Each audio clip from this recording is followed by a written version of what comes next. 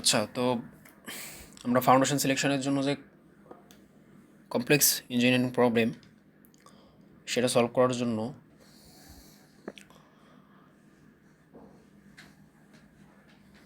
মূলত আমরা 5টা স্টেপস ফলো করব বেসিক্যালি।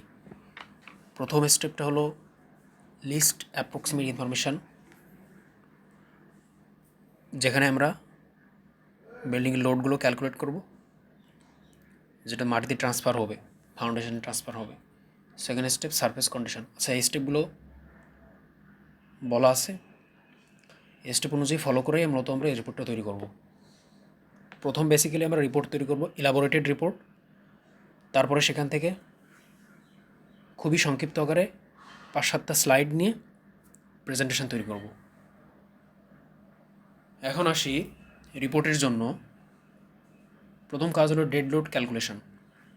তো ডেড লোড ক্যালকুলেশন এটা আমরা ফ্লোর প্ল্যান থেকে, যে স্পেসিফিক বিল্ডিং আমরা সিলেক্ট করেছি সেটার ফ্লোর প্ল্যান থেকে আমরা ডেড লোড ক্যালকুলেশন করতে পারবো। গত কয়েক সেমিস্টার আগে হয়তো হাবিবুল্লাহ স্যারের একটা কোর্স ছিল। তো যাই হোক, স্ল্যাব লোড, ফ্লোর বিম, এগুলো সবাই মোটামুটি জানি। তো কী কী বিষয়গুলো ইনক্লুড করতে হবে ওই ফ্লোর প্ল্যান থেকে মূলত আমরা আইডিয়া পাবো, এবং এখান থেকে ডেড লোড ক্যালকুলেট করতে পারবো। তারপরে আসে লাইভ লোড, যেটা আমরা পাবো বিএনবিসি থেকে। তো বিএনবিসি থেকে লাইভ লোডের জন্য কতগুলো ক্রাইটেরিয়া দেওয়া আছে: residential area, bedroom, living, dining, stair, corridor, balcony, accessible roof. তো এখানে কয়েকটা সেগমেন্ট আছে। তো কয়েকটা সেগমেন্টের ভিতরে এখন অ্যাভারেজ একটা ভ্যালু ধরতে পারো তোমাদের ইচ্ছা মতো, লোয়েস্টও ধরতে পারো, হায়েস্টও ধরতে পারো, অ্যাভারেজ ধরতে পারো। এটা ইঞ্জিনিয়ার হিসেবে তোমার স্বাধীনতা আছে, তুমি বিল্ডিংয়ের ইউজ হিসেবে, পারপাস হিসেবে তুমি এটা লাইভ লোড ধরবা। তো আমি এখানে 65 PSF অ্যাক্রস দ্য এন্টায়ার 3568 SFTতে ধরছি। তারপর লাইভ লোড রিডিউসড করতে হবে। তো রিডিউসের জন্য আমি এখানে 40% রিডিউস করে দিছি, তার মানে থাকে 60%। তো সেক্ষেত্রে এখানে লাইভ লোড 1392 কিপস পাওয়া গিয়েছে। তো এখন total dead load live load যোগ করলে হয় 10,622 কিপ। এখন আসি বিল্ডিংয়ের কলামের লেআউট আছে, যেটা স্ট্রাকচারাল ড্রয়িং বুক থেকে আমরা পাবো। তো এখানে কত টাইপের কলাম ইউজ করা হয়েছে সেটাও স্পেসিফিক বলা আছে, এবং কলামগুলোর সাইজ দেখেই মূলত আমরা টাইপ নির্ধারণ করে থাকি। তো সেখানে যেমন আমি যেখানে ইউজ করছি, এখানে 3 ধরনের কলাম। তো 15x20 আছে, 15x24 আছে, তারপরে 8x16 আছে। এখন যে টোটাল লোডটা আসলো ওইটা আমাকে এই প্রত্যেকটা কলামের ট্রান্সফার করতে হবে, অর্থাৎ কোন কলামে কতটুকু লোড মাটিতে ট্রান্সফার হবে সেটা। তো C1 টাইপের কলাম আছে 4টা, C2 আছে 16টা, C3 আছে 4টা। এখন এদের টোটাল এরিয়া আছে 7,472 স্কোয়ার ইঞ্চ, আর আমার টোটাল লোড পেয়েছি 10,622 কিপ। এখন আমাকে টোটাল কলাম যেগুলো আছে ওইগুলোর এরিয়া দ্বারা টোটাল লোডকে ভাগ দিলে পার কলাম কতটুকু লোড আসছে সেটা পাবো। আর পার কলাম লোডের সাথে আমি যদি স্পেসিফিক টাইপের কলামের এরিয়া গুণ দিই, তাহলে ওই টাইপের কলামের জন্য কতটুকু লোড আসবে সেটা পাবো। যেমন এখানে C1 টাইপের যে লোড ডিস্ট্রিবিউশনে 1705 কিপস, এটা পেয়েছি হলো 10,622 ডিভাইডেড বাই 7,472 গুণ 1200 দিলে এই যে 1705.88 কিপস লোড আসে। তো এভাবে C2 C3 লোডগুলো বের করব। তো এই লোড ডিস্ট্রিবিউশন 1705 কিপস, এটা হলো 4টা কলামের জন্য। এখন এটাকে 4 দিয়ে ভাগ দিলে 426 আসে। তো এভাবে পরেরগুলো 511, 181। এখন এটা আমি হিসাব করতেছি বিল্ডিংয়ের লোড কলামের মাধ্যমে কতটুকু ট্রান্সফার হবে ফাউন্ডেশনে। তো আমি যেহেতু ডিজাইনার, আমার টার্গেট থাকবে সেফ সাইডে থাকা। তো সেক্ষেত্রে আমি ধরে নিব লোড বেশি আসতেছে, ম্যাক্সিমাম লোড ধরে হিসাব করব 511। তো এখন আসি আমরা সয়েল টেস্টের রিপোর্ট থেকে। সয়েল টেস্টের রিপোর্টে বেসিক্যালি কিছু স্যাম্পল ক্যালকুলেশন থাকে।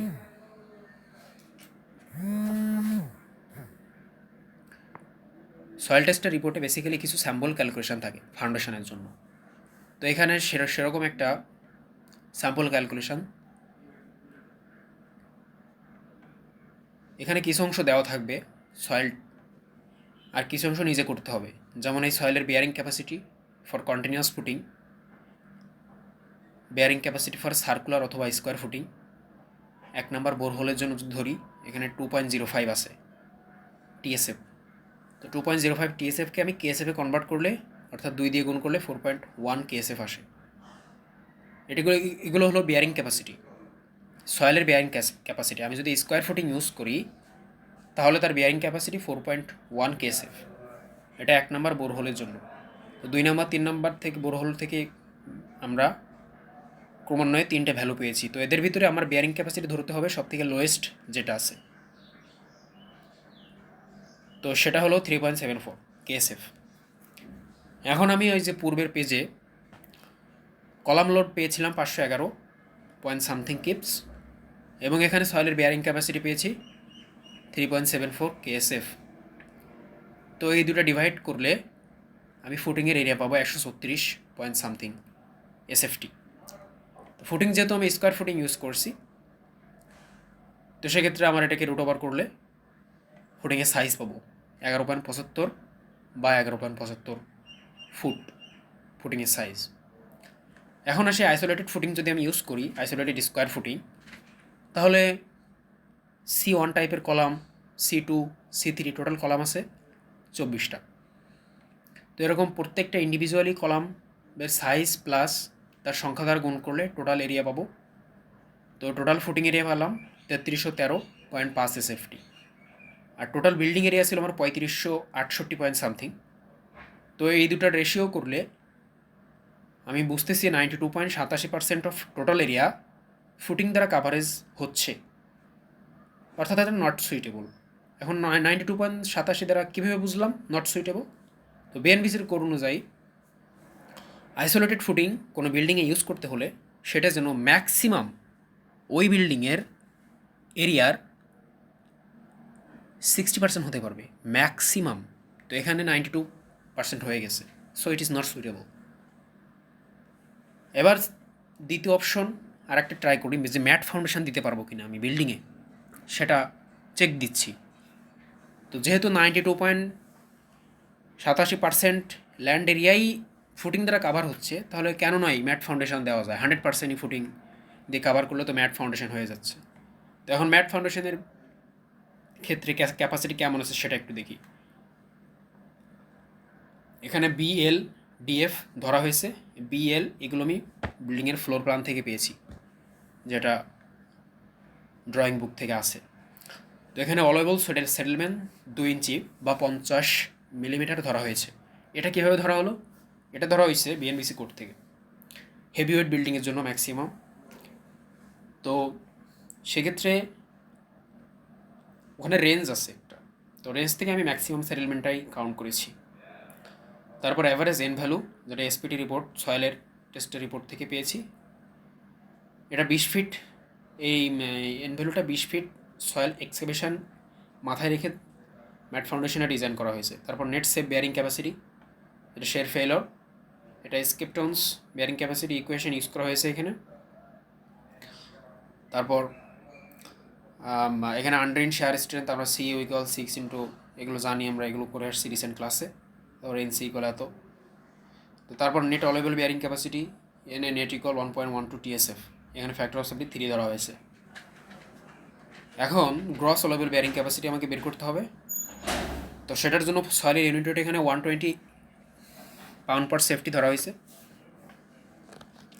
তো সেই হিসেবে ওভারবার্ডেন প্রেশার আসে 1.2, এবং গ্রস ওয়ালেবল আসে 2.32 TSF। এখন ফর ম্যাট ফাউন্ডেশন আমার টোটাল লোড আসতেছে 10,622, টোটাল এরিয়া আছে 3568, প্রেশার অন সয়েল আছে, অর্থাৎ লোডকে এরিয়া দ্বারা ভাগ করলে প্রেশার অন সয়েল পাবো। আর আমার এখানে একটু আগে ক্যালকুলেট করলাম সয়েলের ব্যারিং ক্যাপাসিটি ম্যাট ফাউন্ডেশনের ক্ষেত্রে 2.32 KSF। সো আমার ক্যাপাসিটি কম আছে লোডের তুলনায়, লোড যেটা আসতেছে, তার মানে এটা not suitable. That means ultimately আমাকে ডিপ ফাউন্ডেশনে যেতেই হবে। এখন আসে ডিপ ফাউন্ডেশনের ক্ষেত্রে স্যাম্পল ক্যালকুলেশন দেওয়া আছে, তো সেখান থেকে হিসাব করতে সুবিধা হবে। তো ওইটাকে তুমি এক্সেল শিটে বা যে কোনো জায়গায় কম্পোজ করে এখানে মনে করো যাক 18 ইঞ্চি ডায়ার জন্য, তো প্রথমে 18 ইঞ্চি ডায়ার জন্য বিভিন্ন ডেপথে সয়েলের বেয়ারিং ক্যাপাসিটি অনুযায়ী পাইলের লোড অর্থাৎ পাইলের ক্যাপাসিটি কত হবে সেটা ক্যালকুলেট করে দেওয়া আছে। তো এটা কোন সূত্র অনুযায়ী ক্যালকুলেট করা সেটা তোমার যে সয়েল টেস্টের রিপোর্ট আছে ওই রিপোর্টে বিস্তারিতভাবে লেখা আছে, যেমন টিপ ফ্রিকশান, সাইড ফ্রিকশান, এগুলো সব হিসাব করে। তো এখানে 55 ফিট ডেপথের জন্য 18 ইঞ্চি ডায়ার পাইল, যেটা ক্যাপাসিটি 63.64 টোন আর কি, টোন এগুলো। হ্যাঁ,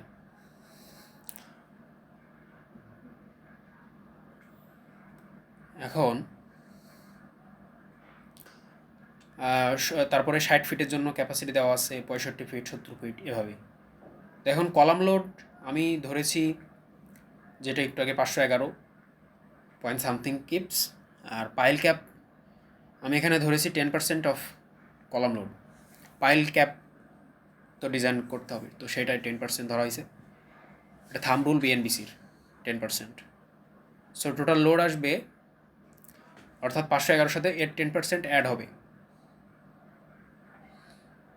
258.7 টন আসে। এটা কিন্তু কিপসে আছে, উপরে 511, আর এটা টনে আছে। এটা কনভার্ট করে নিবা। হ্যাঁ, তারপরে নাম্বার অফ পাইল বের করব কিভাবে। এই যে পার পাইল, প্রত্যেকটা পাইলের ক্যাপাসিটি 63 আর লোড আসতেছে 258, তাহলে ডিভাইড করে দিলে নাম্বার অফ পাইল পাবো 4.06। তো এখন পূর্ণ সংখ্যা নিতে হবে, পাইলের সংখ্যা যেহেতু, তাহলে 5। তো এভাবে প্রত্যেকটা লোড বাই ক্যাপাসিটি ভাগ দিলে পাইলের নাম্বার অফ পাইল পাবো। তো তারপর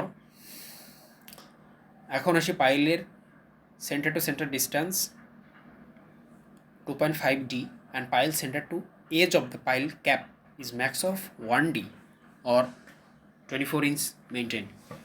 তো এটা মেনটেন করে 5টা পাইল আমি দিতে পারবো না, কারণ 5টা পাইল দিলে বেশি কনজেস্টেড হয়ে যায়, আর কনজেস্টেড হয়ে যাওয়ার কারণে আমি যদি এটা মেনটেন করি তাহলে ফুটিং এরিয়া বেড়ে যাবে, মানে পাইল ক্যাপের এরিয়া বেড়ে যাবে, তো সেটা আবার কস্ট ইফেক্টিভ হবে না।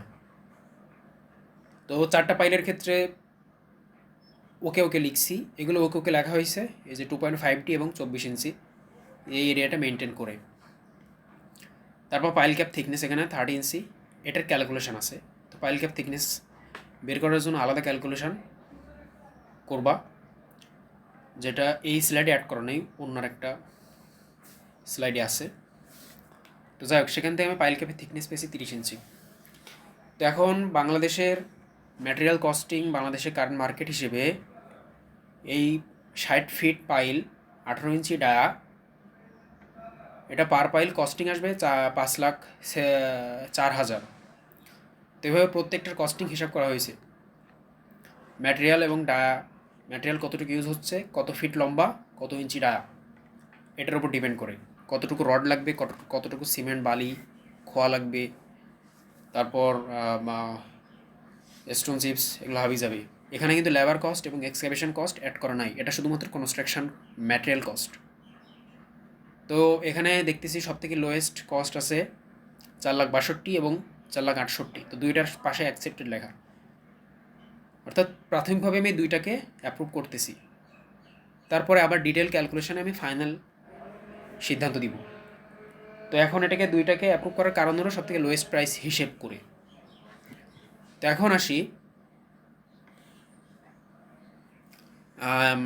একটাকে বোল্ড করে অ্যাকসেপ্টেড লেখা হয়েছে 4,68,000, তো এটা অ্যাকসেপ্টেড লেখার কারণ হলো এটা হলো 65 ফিট 20 ইঞ্চি ডায়া, আর যেটা অ্যাকসেপ্টেড লেখা সেটা হলো 55 ফিট 24 ইঞ্চি ডায়া।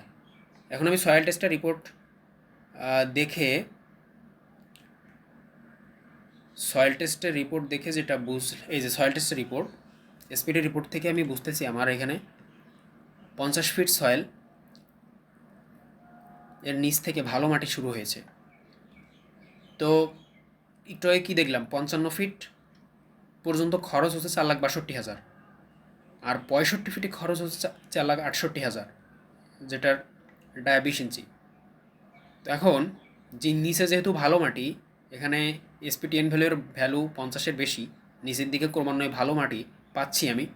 তো কেন আমি 10 ফিট বাড়াই দিব না পাইল 6,000 টাকা গ্যাপের জন্য? আবার শুধু 6,000 টাকা না, এখানে আর একটা জিনিস খেয়াল করলে দেখবা,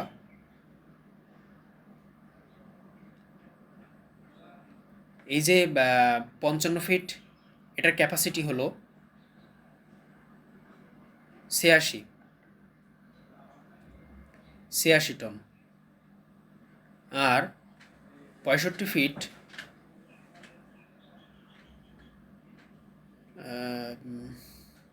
55 ফিট 24 ইঞ্চি,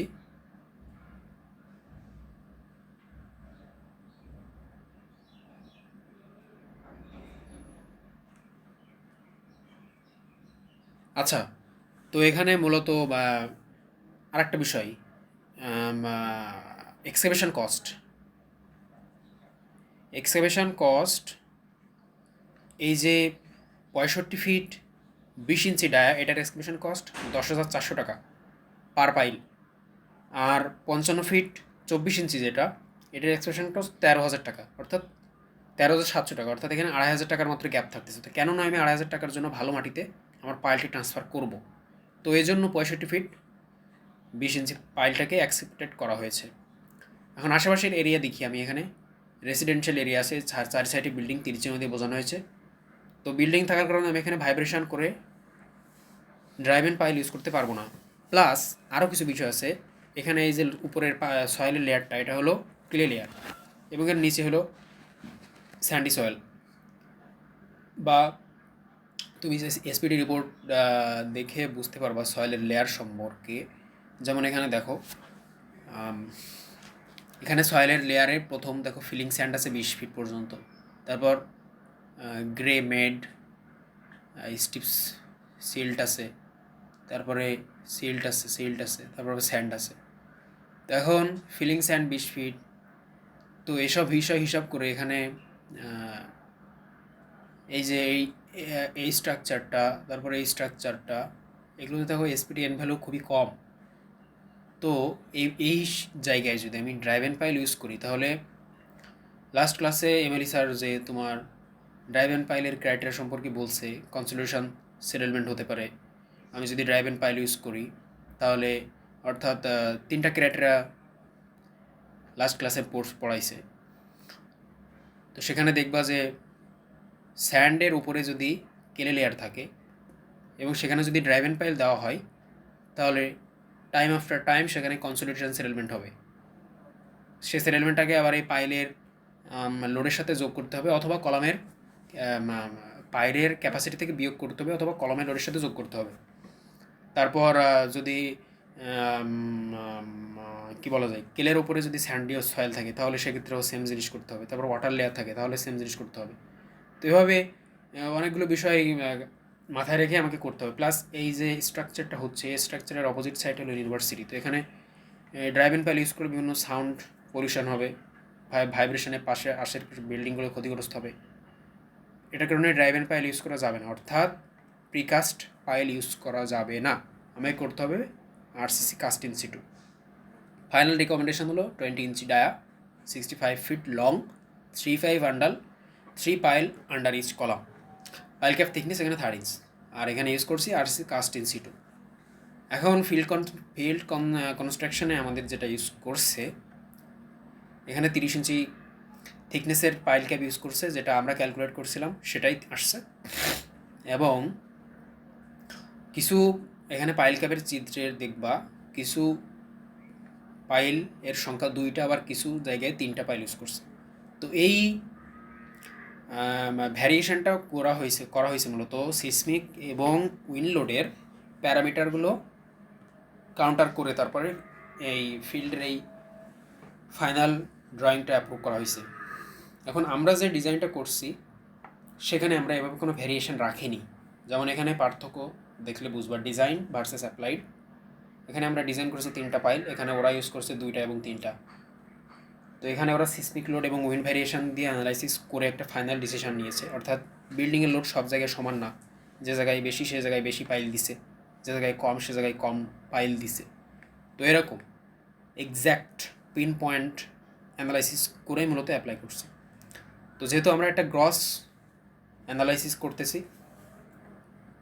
এবং আমরা তুলনা করতেছি কোথায় মিল আছে কোথায় অমিল আছে, কেন অমিল আছে সেটার রিজনও ফাইন্ড আউট করার ট্রাই করতেছি।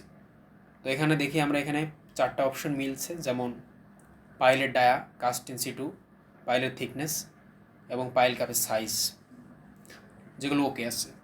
আর এখানে পাইলের নাম্বার, এখানে রিজন হলো ডিফারেন্টের ম্যাক্সিমাম কলাম লোড আমরা ধরছি, আর ওরা ধরছে অ্যাভারেজ কলাম লোড, এবং অথবা এর সাথে ওরা উইন্ড লোড এবং আর্থকোকের অ্যানালাইসিস করছে ইট্যাপস থেকে বা বিভিন্ন সফটওয়্যার থেকে। তারপর শেপ অফ পাইল আমি ধরছি gross square shape of pile cap আর কি, আর ওরা ধরছে রেক্ট্যাঙ্গুলার পাইল ক্যাপ ইউজ করছে plus rectangle trapezoidal pile cap, এই শেপটা ইউজ করছে রেক্ট্যাঙ্গো ট্রাপিজয়েডাল। তো এটার কারণ হলো লোড ডিস্ট্রিবিউশন এবং সেন্ট্রালাইজেশন, তো যেটা আগেই বলেছি উইন্ড এবং আর্থকোক। তো এটাই মূলত ছিল আমাদের ফাউন্ডেশন সিলেকশন। ঠিক আছে, হ্যাভ এ নাইস ওয়ান।